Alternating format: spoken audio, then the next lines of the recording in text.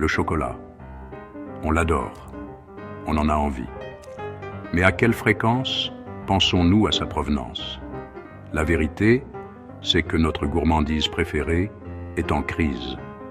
Les cultivateurs de fèves de cacao, l'ingrédient principal du chocolat, sont en difficulté.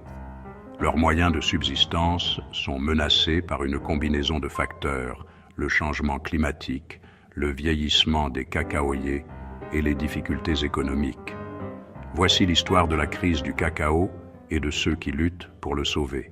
La Côte d'Ivoire, un pays de la côte ouest de l'Afrique, est le premier producteur mondial de fèves de cacao.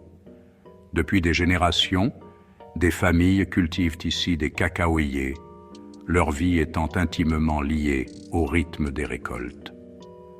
Ces petites exploitations agricoles fournissent des revenus à des millions de personnes et contribuent de manière significative à l'économie du pays. Mais l'avenir du cacao en Côte d'Ivoire est incertain.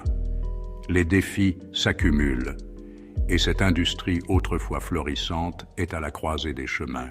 Le changement climatique a un impact dévastateur sur la cacao-culture en Côte d'Ivoire. Les températures augmentent, les précipitations deviennent plus irrégulières et les phénomènes météorologiques extrêmes sont de plus en plus fréquents. Ces changements rendent la culture du cacao, qui prospère dans des conditions humides spécifiques, de plus en plus difficile. Les sécheresses sont de plus en plus fréquentes, provoquant le dessèchement des cacaoyers et une baisse de la production de fèves. Les fortes pluies peuvent également poser problème, entraînant l'érosion des sols et rendant l'accès aux champs difficile pour les cultivateurs. De nombreuses plantations de cacao en Côte d'Ivoire abritent désormais des arbres vieillissants. Ces arbres plus âgés sont moins productifs et plus sensibles aux maladies.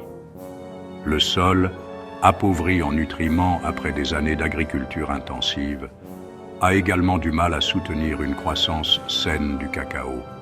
Cette combinaison de facteurs entraîne des rendements plus faibles et des fèves de cacao de qualité inférieure, ce qui pèse encore plus sur les revenus des cultivateurs.